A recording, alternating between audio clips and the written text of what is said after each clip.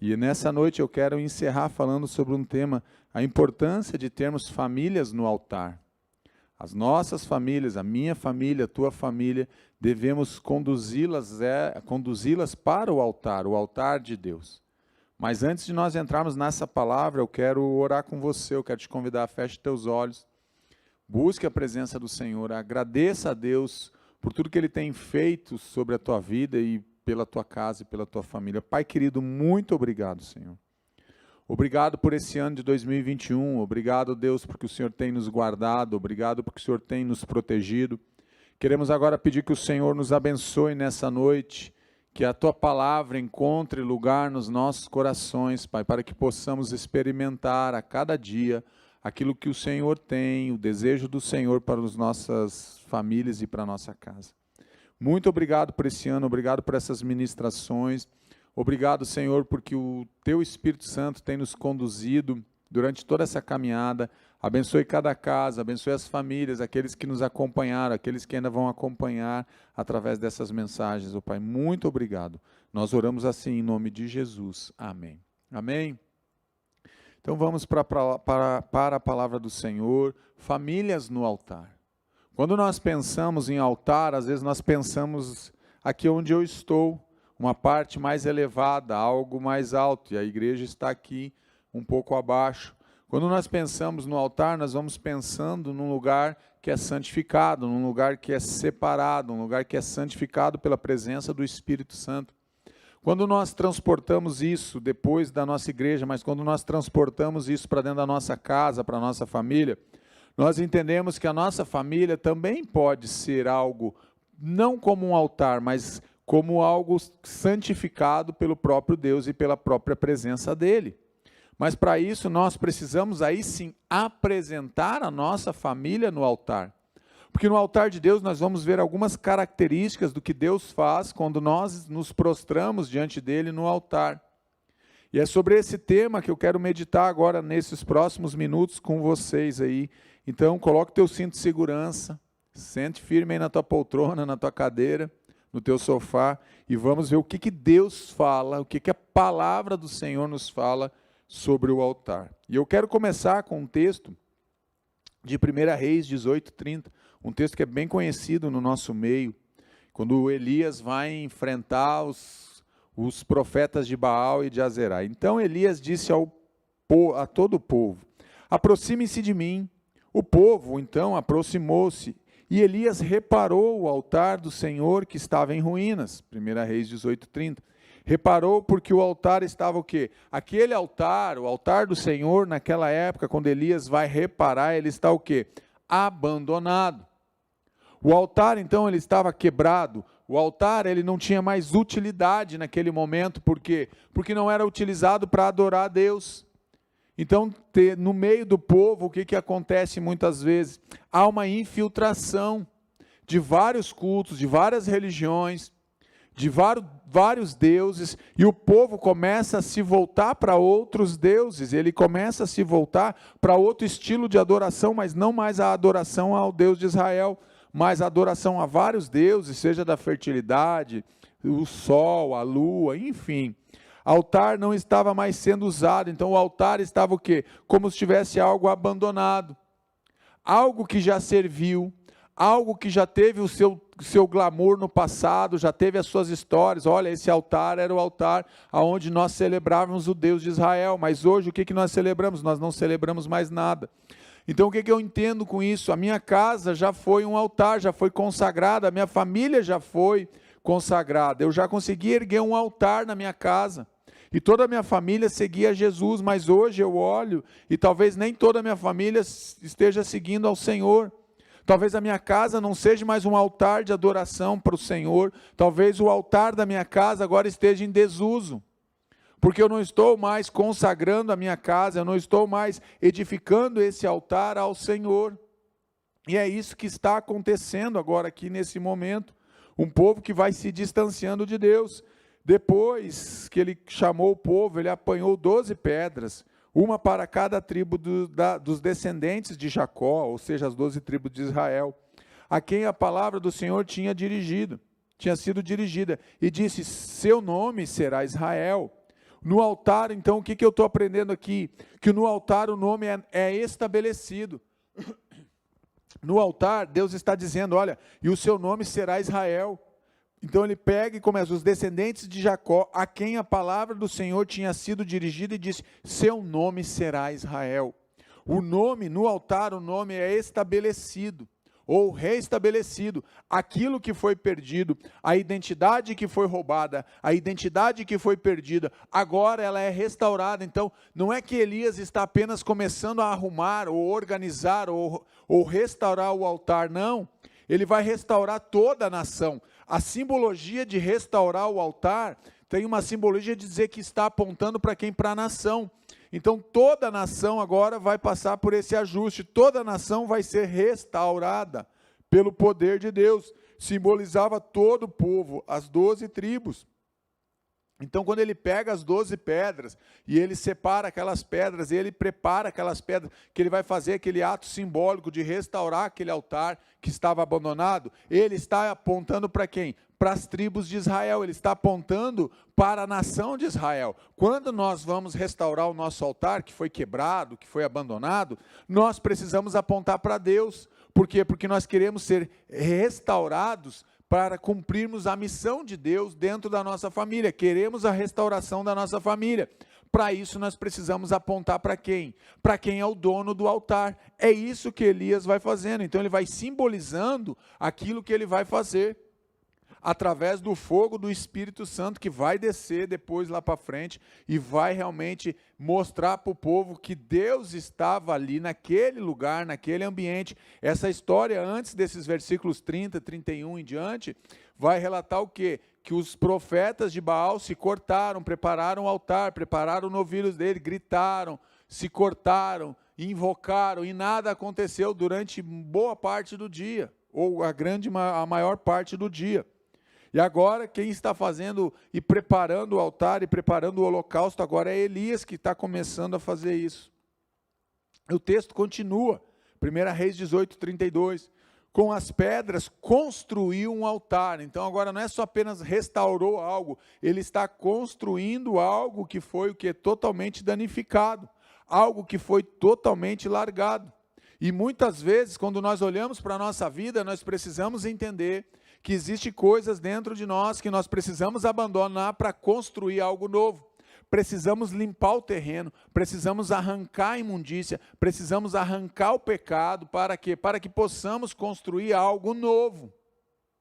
Algo novo dentro de nós. Então, o altar ele tem que ser reconstruído ou construído dentro do nosso coração, em honra ao nome do Senhor. E cavou ao redor do altar uma valeta com capacidade de 2 medidas de semente. Então ele edificou o altar para que tinha uma finalidade.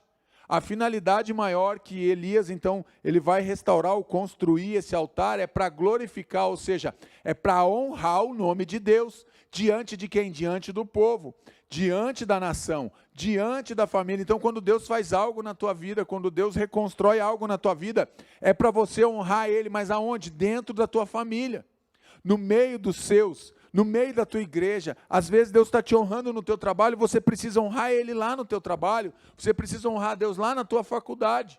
E às vezes nós não fazemos isso. Então ele reconstrói o altar, revela ao povo a natureza do altar. Ele está revelando ali para aquele povo, dizendo, olha, é muito importante nós restaurarmos o altar, porque esse altar tem uma finalidade.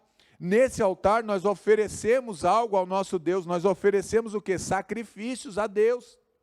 Para o quê? Para o pagamento dos nossos pecados, ou para aplacar a ira de Deus, que se acendia quando o povo pecava, mas principalmente quando o povo se desviava. Era mais do que pecar. A ira de Deus não se acendia apenas porque o povo pecava, não, porque o povo não se arrependia, porque eles viviam na prática do pecado, e isso acendia a ira de Deus. Então ele reconstrói, mostrando que existe uma natureza para aquele altar, existe um objetivo para aquele altar. Você reconstruir o altar dentro da tua casa tem um objetivo, que é realmente trazer unidade, gerar unidade para a tua família, ou seja, restabelecer os laços dentro da tua casa. Por quê? Porque ele vai mostrar que o altar é santo. Por quê? Porque Deus é santo, santo ao Senhor, ou em honra, um altar em honra ao nome do Senhor, que o Senhor é santo. Precisamos entender isso claramente.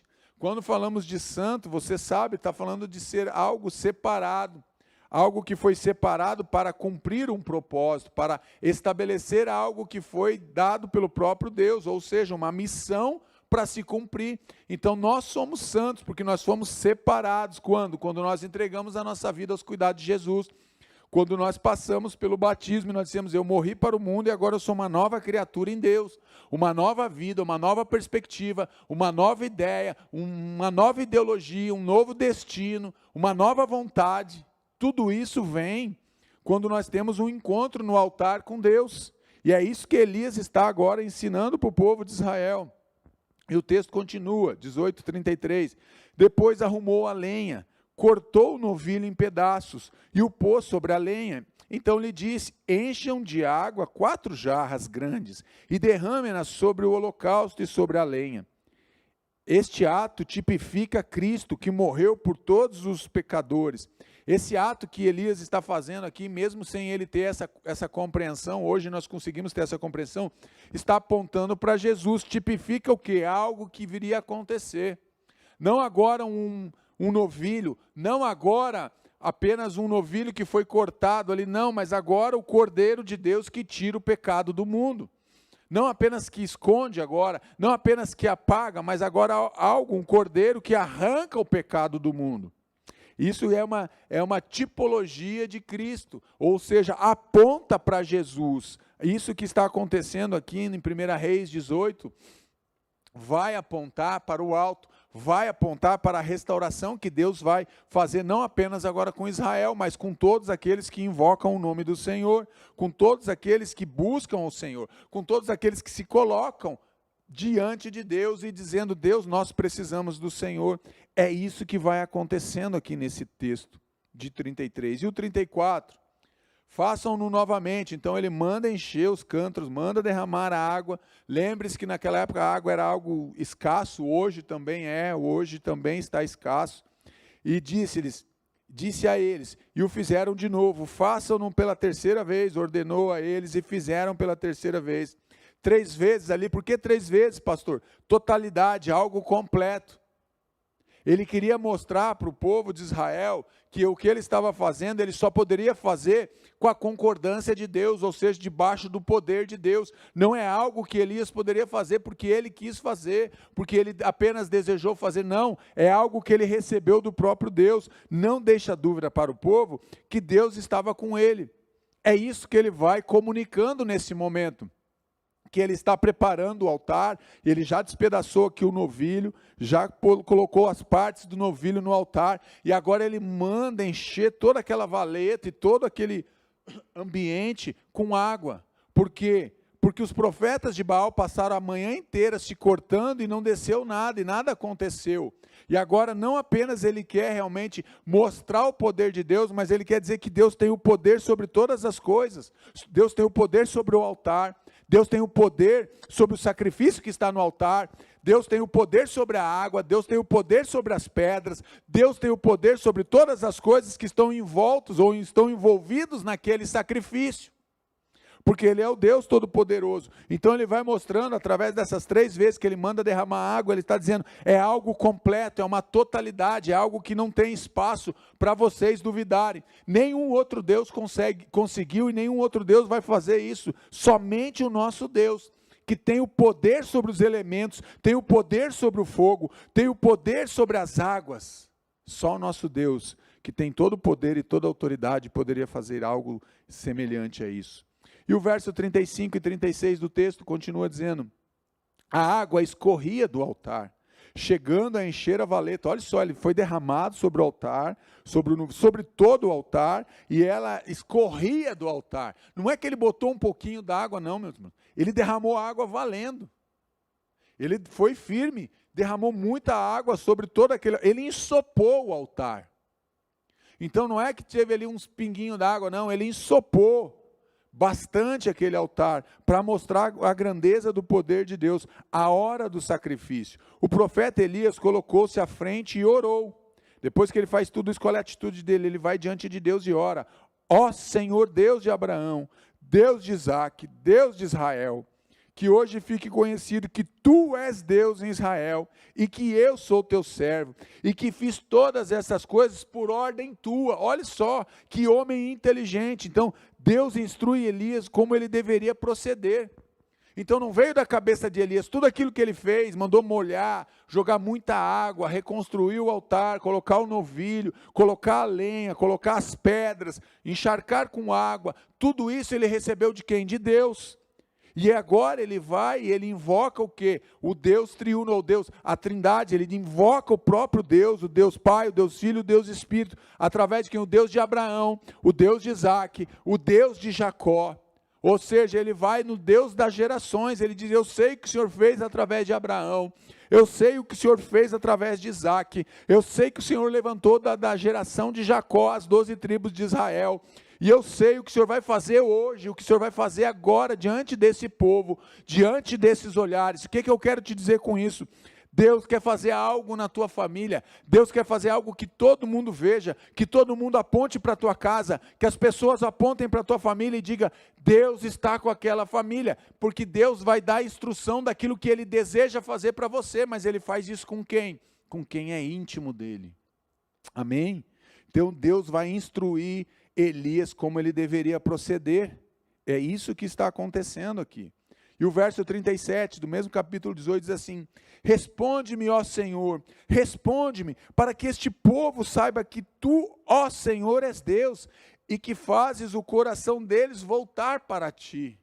Olha só, responde-me. Ele fala de novo: responde-me, Senhor, para que este povo saiba que tu és o Deus, que tu és o Senhor, que tu és o único, que tu és inigualável, que tu és incomparável. É isso que Deus está dizendo. Nós precisamos fazer isso dentro dos nossos lares.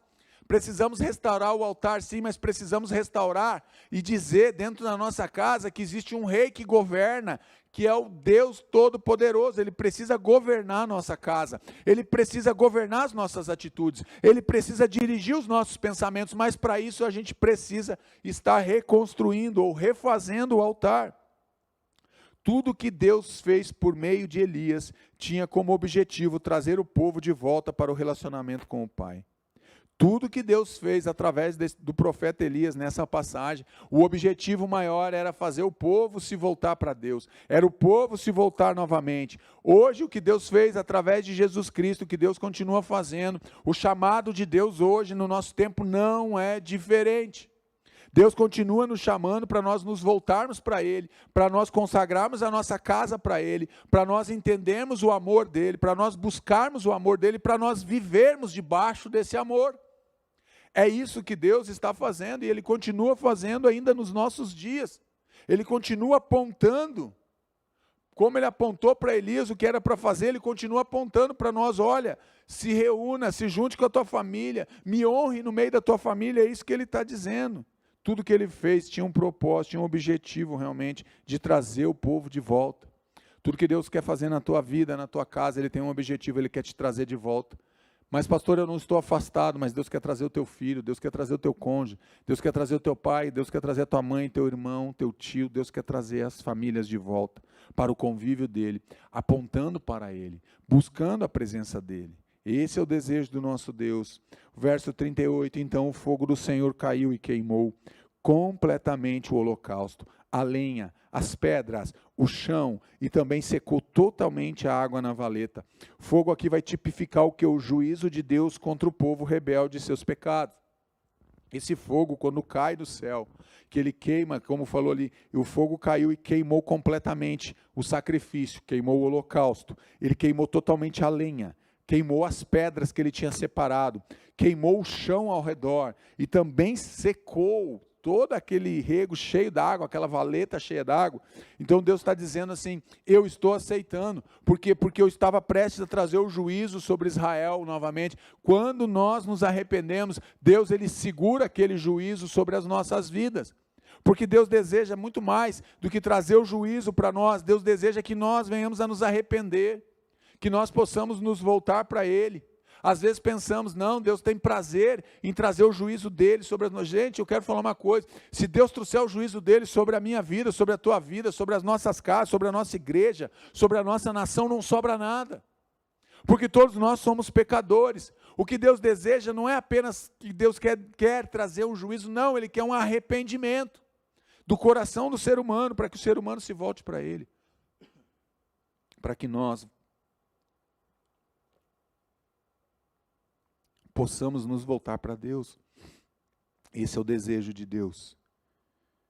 E o 39, 1 Reis 18, 39, quando o povo viu isso, todos caíram prostrados e gritaram: o Senhor é Deus, o Senhor é Deus, o Senhor é Deus. O povo então aqui agora ele se rende ao Senhor, ele vê a glória, a majestade do Senhor sendo liberada através daquele fogo que desce e acaba com todo aquele altar, acaba com aquele holocausto, pega todo aquele sacrifício, lambe toda a água que estava na valeta, queima as pedras, queima o chão, queima a lenha. Então o povo vai se render ao Senhor, porque ele vê algo palpável, porque ele vê algo do sobrenatural de Deus acontecendo ali naquele momento.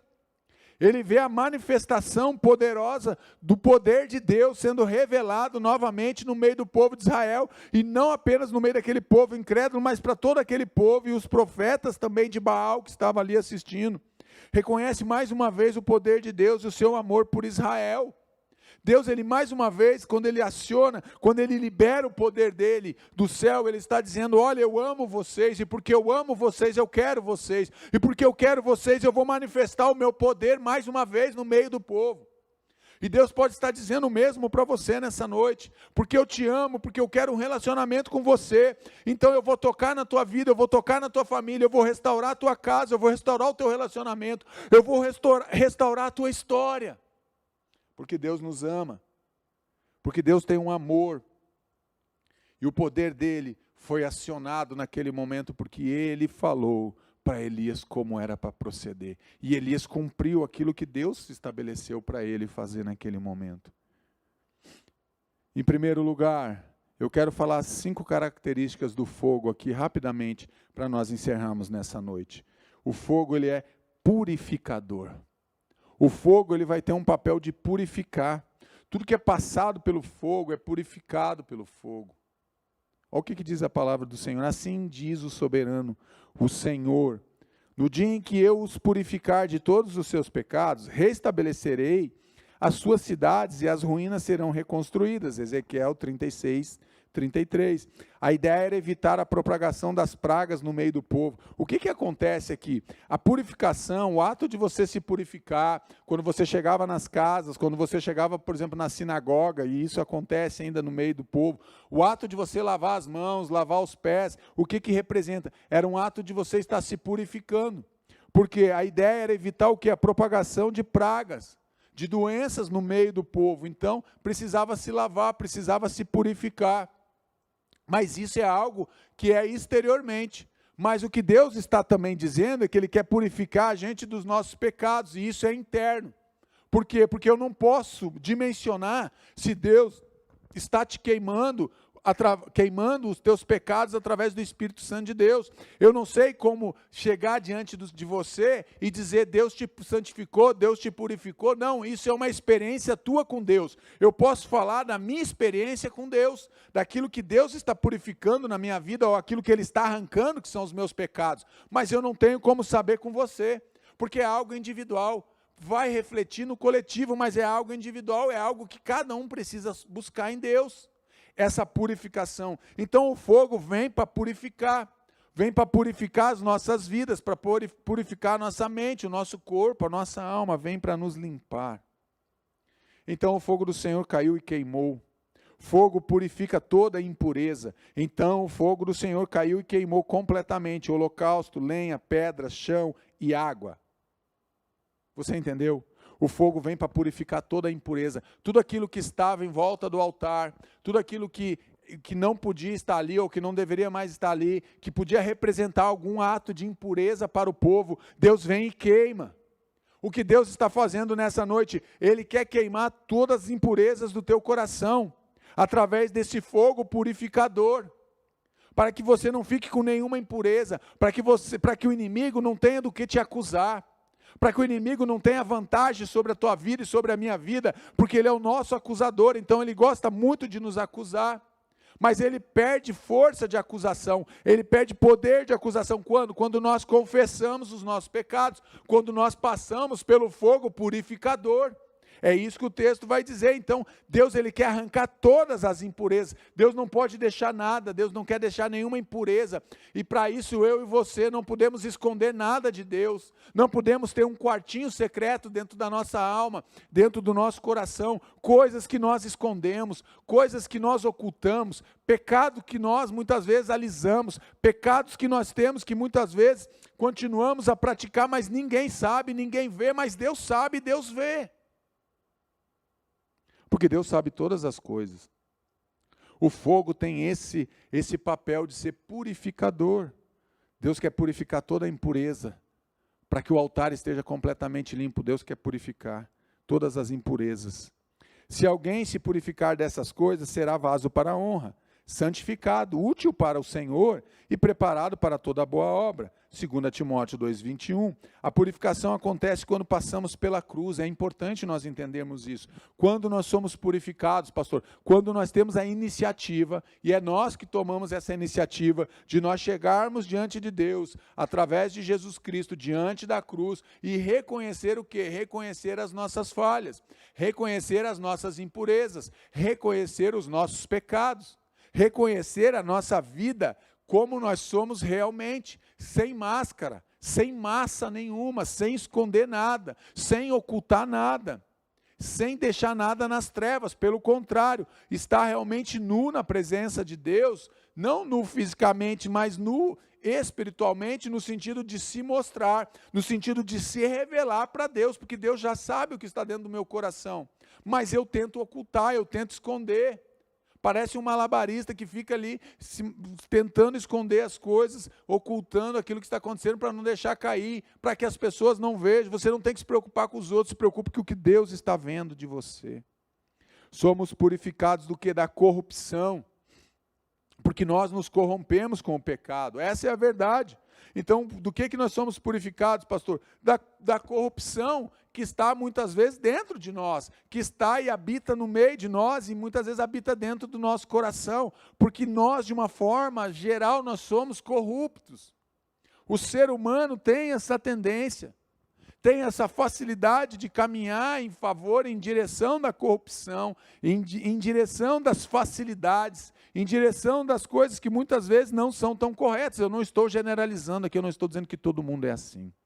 Eu estou dizendo que muitas pessoas, às vezes, diante de circunstâncias, diante de algum aperto, diante de alguma dificuldade, ela prefere se corromper do que realmente enfrentar o problema, enfrentar as dificuldades e principalmente as consequências daquilo que ela falou, daquilo que ela escolheu, daquilo que ela decidiu.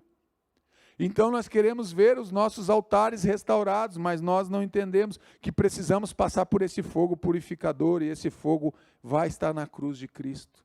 Na cruz nós somos purificados dos nossos pecados. Ali Deus dá o que? A nossa regeneração. Ali Deus libera sobre nós o que? A liberdade daquilo que nós praticamos. Ele pega aquilo que era a nossa corrupção e troca por nós e nos dá uma vida realmente para sermos purificados, e somos purificados por esse fogo. Em segundo lugar, o fogo ele é restaurador. Restaura-nos, ó Deus, faze resplandecer sobre nós o teu rosto, para que sejamos salvos. Salmo 83, restauração acontece quando? Quando voltamos aonde caímos. Entenda isso, é importante você voltar para onde você caiu, é importante eu voltar aonde nós caímos, entender por que nós caímos, compreender o que nos fez cair, compreender aonde nós temos áreas que somos vulneráveis, quais são as falhas que nós temos talvez no nosso caráter, que nos fazem cair em determinadas ciladas, que nos fazem parar diante de determinados pecados, que nós muitas vezes não conseguimos romper com algumas áreas que estão aprisionadas e acorrentadas. Então às vezes nós precisamos voltar, não ao passado, mas voltar e entender aonde nós caímos. Por que nós continuamos caindo naquela mesma cilada? Reconhecemos o que está acontecendo, precisamos reconhecer o que está acontecendo. Para o fogo restaurar a nossa vida, nós precisamos reconhecer o que está acontecendo. Às vezes as pessoas, e eu já fiz muito isso, está tudo bem? Não está tudo bem, não está tudo bem. Está tudo destruído.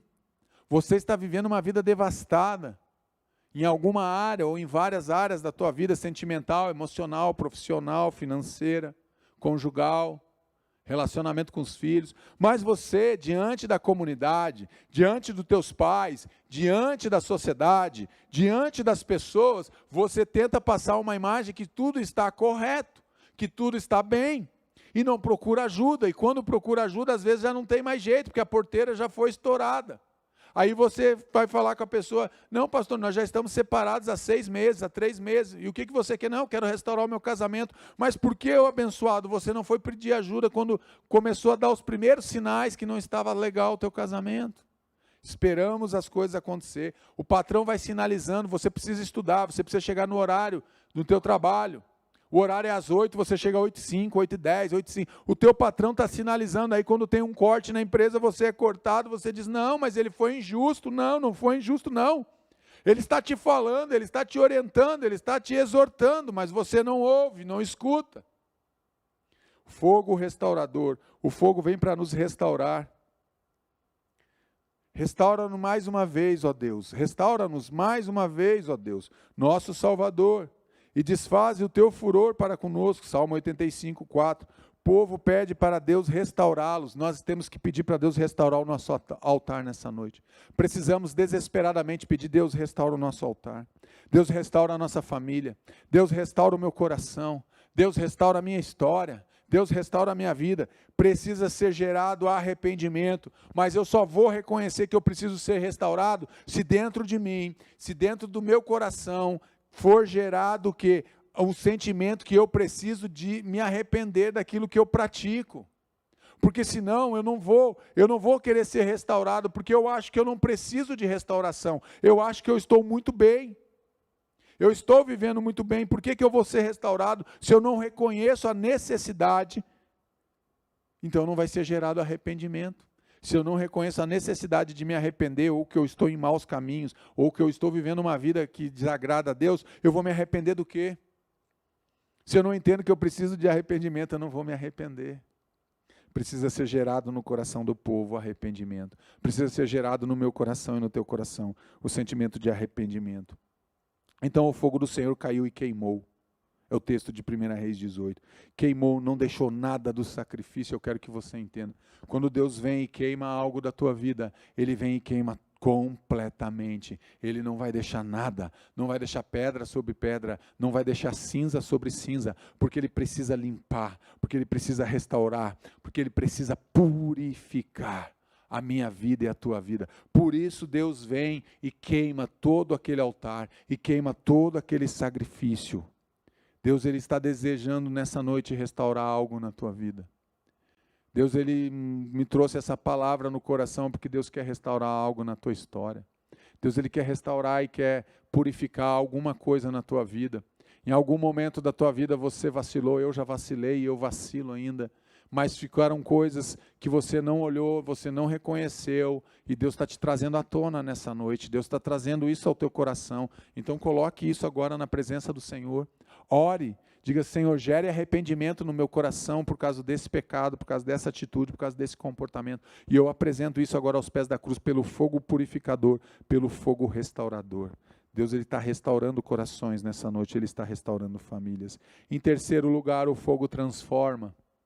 O fogo, ele nos transforma. Olha o que diz a palavra do Senhor em Romanos. E não vos conformeis com este mundo, mas transformai-vos pela renovação da vossa mente, do vosso entendimento, para que experimenteis qual seja a boa, agradável e perfeita vontade de Deus. Romanos 12, 2, aqui Paulo está falando. Nossos pensamentos não podem ser apenas terrenos. O que acontece? Por que ele fala que nós devemos ser transformados pela renovação da nossa mente? Porque a nossa mente, muitas vezes, ela vai conseguir pensar, ou nós capturamos as imagens desse mundo.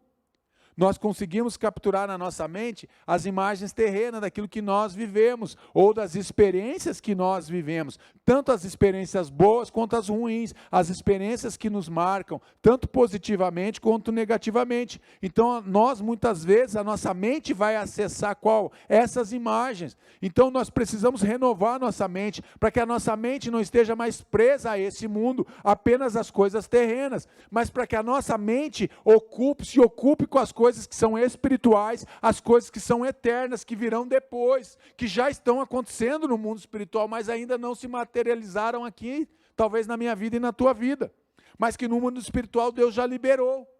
E nós, então, precisamos ter a nossa mente sendo o quê? Transformada. É fácil, pastor? Não é fácil.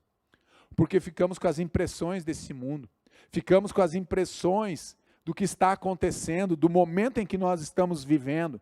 E essas impressões, elas ficam muitas vezes muito intensas dentro de nós, dentro de mim, dentro de você, porque nós ficamos marcados por aquelas impressões, então ficamos presos, a nossa mente fica como aprisionada, e nós paramos e olhamos apenas para as coisas ao nosso redor, olhamos apenas para as coisas terrenas, e nos esquecemos que existe algo a mais, que existe a eternidade, que existe um Deus que nos ama, que está na eternidade, mas antes de estar na eternidade, Deus também está aqui, está comigo, está aí na tua casa com você. E quer te transformar, e quer transformar a tua mente, e quer transformar o teu coração.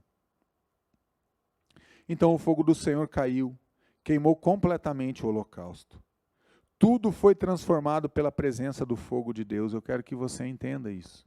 Compreenda que tudo foi transformado ali naquele altar que Elias preparou. Tudo foi modificado, depois que Elias preparou o altar, botou tudo em ordem, quando o fogo caiu, o fogo queimou tudo, completamente, o holocausto, lenha, pedras, água, não sobrou nada, queimou o chão. Quer dizer que tudo foi transformado pela presença do Espírito Santo de Deus, tudo foi transformado pelo fogo de Deus. O que eu quero te dizer com isso? Que Deus vai transformar tudo na tua vida. Deus, Ele está transformando coisas agora nesse exato momento na tua vida. Ele está transformando coisas agora no teu coração e na tua mente. Objetos que antes você valorizava, momentos que você dava valor, agora Deus está dizendo isso não é o mais importante. O mais importante é estar em comunhão comigo, o mais importante é você cuidar da tua família. Deus está falando isso agora. Deus, Ele está gerando, e conforme Ele gera, Ele vai transformando aquilo que Ele vai gerando dentro de nós, vai gerando o que? Transformação. E Deus, Ele vai nos transformando, e essa transformação é para que nós possamos cada dia melhorar como pessoas, para que nós possamos nos tornar o quê? Mais semelhantes a Cristo. Porque nós precisamos apontar para o Mestre, nós precisamos apontar para Jesus, então nós precisamos ser transformados, porque a transformação nos aproxima de Deus, porque quando eu sou transformado, eu vou me aproximando de Jesus, porque quando você é transformado, você vai se aproximando de Jesus. E a tua família vê essa transformação, e vê você mais perto de Jesus, a tua família também quer ser transformada. Por que a nossa família não quer viver essa transformação? Porque ele não vê em nós, às vezes, a transformação de Deus. Nada foi transformado. Durante esse ano de 2021, você começou de um jeito em janeiro, está chegando em dezembro do mesmo jeito. Você continuou tendo as mesmas atitudes, o mesmo comportamento, as mesmas grosserias, o mesmo palavreado. E nada mudou, não vai mudar, porque você não está deixando ser gerado em você algo novo, algo transformador da graça e do poder de Deus. Amém? Não estou bravo não, só estou empolgado. Você já me conhece, já sabe que eu me empolgo. Em quarto lugar, o fogo da santificação, porque Deus nos escolheu nele antes da criação do mundo, para sermos santos e irrepreensíveis em sua presença. Por que Deus deseja que nós sejamos santos? Por que Deus quer que nós possamos estar buscando sempre a santificação? Porque Ele é santo. E Ele vai se relacionar conosco conforme, à medida que nós vamos nos santificando, Ele vai se revelando e Ele vai se relacionando conosco. Porque Ele quer que nós sejamos santos e irrepreensíveis na sua presença. Porque na presença de Deus, gente, só vai dar para ficar na presença de Deus quando nós estivermos totalmente santificados. Por quê? Porque Deus não vai estar onde tem o pecado, onde tem sujeira, onde tem corrupção, como eu falei lá atrás. É um processo contínuo e permanente na vida dos cristãos. A santificação é um processo contínuo e permanente. Até quando? Até Jesus voltar. Pode ser amanhã, pode ser daqui 100 anos, pode ser daqui 1000 anos, até Jesus voltar para nos buscar. para buscar a sua noiva, para buscar a sua igreja. E aí sim nós seremos plenos lá no céu, lá na eternidade com Deus nós seremos plenos. E aí sim nós estaremos vivendo uma vida de santidade, de santificação completa. Mas enquanto nós estamos aqui, nós devemos buscar a santidade, devemos buscar a santificação. Deus nos chama para vivermos em santidade, entenda isso. Deus, Ele te chama e me chama para nós vivermos em santidade. Então essa santidade, ela precisa ser buscada sim, mas ela precisa ser impulsionada dentro do meu coração. Se eu não me impulsiono a viver uma vida de santidade, se eu consigo me corromper os meus olhos, corromper o meu pensamento, corromper a minha boca, os meus lábios com qualquer coisa, eu vou estar me afastando da vida de santidade, porque eu estou vivendo uma vida de corrupção. Então eu preciso voltar para Deus, porque eu volto para Deus, eu me torno parecido com Ele. Conforme eu me torno parecido com Ele, eu vou ficando mais santo. Quanto mais separado eu estou para fazer a obra de Deus, eu vou me tornar cada vez mais irrepreensível diante do que das obras, porque em sua presença, eu preciso ser irrepreensível na presença de Deus, na presença do Pai. Então a santidade é algo fundamental na minha vida e na tua vida. Não tem como nós agradarmos a Deus se nós não buscarmos viver uma vida de santidade, uma vida de integridade na presença do Senhor. Deus nos chama para viver em santidade. Esforcem-se para viver em paz com todos e para serem santos. Sem santidade ninguém verá o Senhor. Está vendo o complemento do outro texto?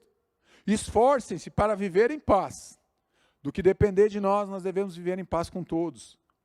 E para serem santos, então ele está falando a mesma palavra, esforcem-se para viver em paz, esforcem-se para viver em santidade. Por quê? Porque sem a santidade ninguém verá a Deus. Então o que eu entendo aqui? Se eu não me esforçar para viver em santidade, o pecado vai me engolir. E ele nos engole fácil. Ele vai me engolir, ele vai te engolir. Então eu preciso me esforçar para viver em santidade. Eu já aceitei Jesus, Jesus já está morando no meu coração, Jesus já está guiando meus passos, o Espírito Santo agora está na minha vida, mas eu preciso fazer o quê, pastor? Eu preciso me esforçar para viver em santidade, para estar apontando sempre para Cristo. Santidade é possível buscar e viver na graça de Cristo. Eu só consigo viver e buscar essa santidade para mim viver debaixo do quê? Da direção de Cristo, ou seja, debaixo da graça de Cristo. Senão ela se torna algo praticamente impossível. Por mais que eu tenha um bom coração, por mais que eu tenha uma boa intenção, por mais que eu tenha um bom desejo, eu tenho um desejo de ser santo, as coisas vão do tempo, do dia a dia, vão nos tragar, elas vão nos engolir. O pecado, mais cedo ou mais tarde, ele bate na minha porta, ele bate no meu coração, e ele aponta para mim algo que eu desejo, algo que eu quero, e ali eu vejo pela cobiça dos olhos, por aquilo, eu sou atraído por aquilo, eu sou atraído pelo pecado, você muitas vezes é atraído pelo pecado. Você está entendendo? Então a santidade, ela é possível de buscar e viver na graça de Jesus. É a graça que vai me sustentar. É a graça de Jesus que vai me dar condições de vencer e de buscar uma vida de santidade, uma vida acima dessa média, uma vida acima desse padrão mundano que nós estamos vivendo, não me corrompendo com o mundo, mas vivendo uma vida que aponte para o alto, aonde eu quero sempre crescer um pouco mais. E aqui eu não estou falando de estatura, eu estou falando realmente de uma vida de santidade na presença do Senhor. E por fim, e por último, quinto lugar, o homem produz o sacrifício. Entenda, quem produziu o sacrifício foi Elias, não foi Deus. Deus, ele mandou o fogo. Mas quem produziu, quem preparou o altar, quem restaurou o que estava quebrado, quem foi e cortou a lenha, quem foi e trouxe a água, quem foi e despedaçou o novilho e colocou o novilho em partes no altar, foi o homem, foi Elias e os seus ajudantes. E a mesma coisa continua valendo até hoje. O homem produz o sacrifício, quem vai produzir o sacrifício somos nós. Depois arrumou a lenha, cortou o novilho em pedaços e o pôs sobre a lenha.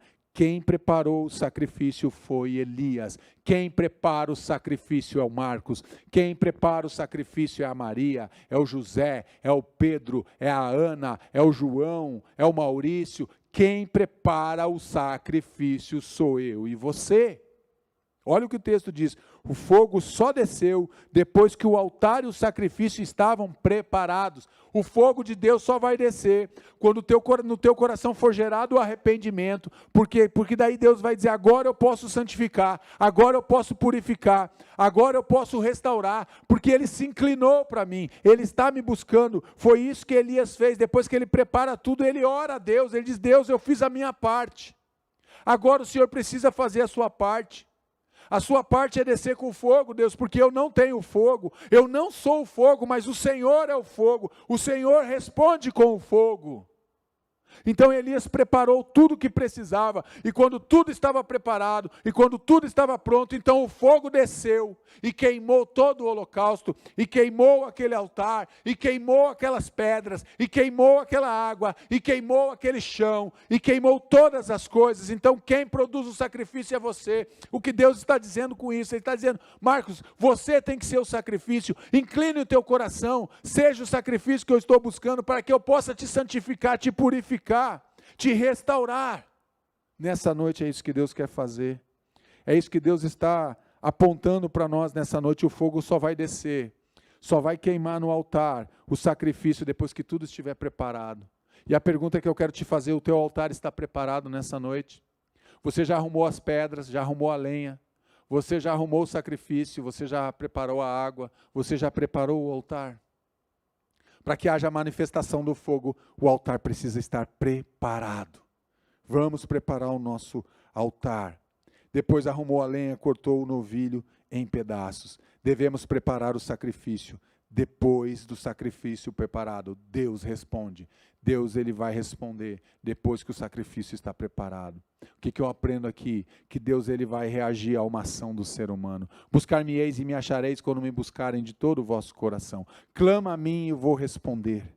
Deus, Ele vai reagir, Ele sempre reage a uma ação nossa. Quando nós preparamos tudo, quando nós deixamos preparado e dizemos: Deus, agora é o Senhor, se manifesta, vem Senhor, transforma, restaura, cura, liberta, salva Senhor. Então o fogo de Deus desceu e queimou o holocausto. Então o fogo de Deus desce e te liberta, e te cura, e te restaura, e te transforma, e te leva para lugares que Ele deseja realmente construir com você e através de você. Famílias no altar. O que está faltando para que a tua família esteja no altar? O que está faltando? O que está faltando reparar no teu altar nessa noite? Talvez seja os teus filhos, talvez seja o teu cônjuge, talvez o sacrifício seja você mesmo. Talvez você não tenha mais lenha para colocar no fogo. Vai queimar o quê, pastor? Se eu não tenho mais lenha, eu estou apagado, eu estou fora da igreja, eu estou fora dos caminhos do Senhor. Volte. Restaure o teu altar nessa noite, restaure a tua casa, o altar da tua casa, para que o fogo do céu desça e consuma todos esses pecados, consuma toda essa impureza, para que você possa viver santificado, curado, liberto e restaurado.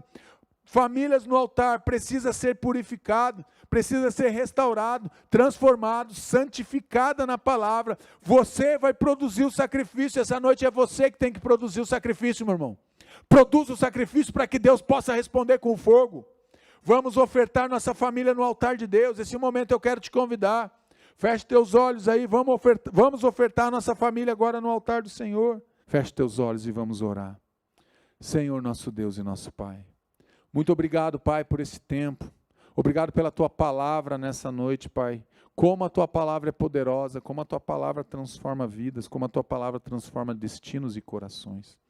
Obrigado, Deus, porque podemos entender e desejar nessa noite colocar nossa família no altar do Senhor. Nós queremos apresentar, Pai. Então, Pai, vem agora com o Teu Espírito Santo e nos ajude a organizar todo o altar. Tudo aquilo que foi quebrado, abandonado, Pai, no altar, que seja restabelecido agora o altar, as pedras, a lenha, o sacrifício, a água, para que tudo quando esteja pronto, Pai, o fogo do Senhor possa descer agora do céu e possa incendiar os nossos corações e possa queimar todas as impurezas, possa queimar agora todos os pecados, toda divisão, toda separação, toda contenda, toda briga, toda loucura, Pai, em nome de Jesus, tudo aquilo que vem para quebrar o altar, Pai, nós lançamos agora sobre os pés da cruz, Pai.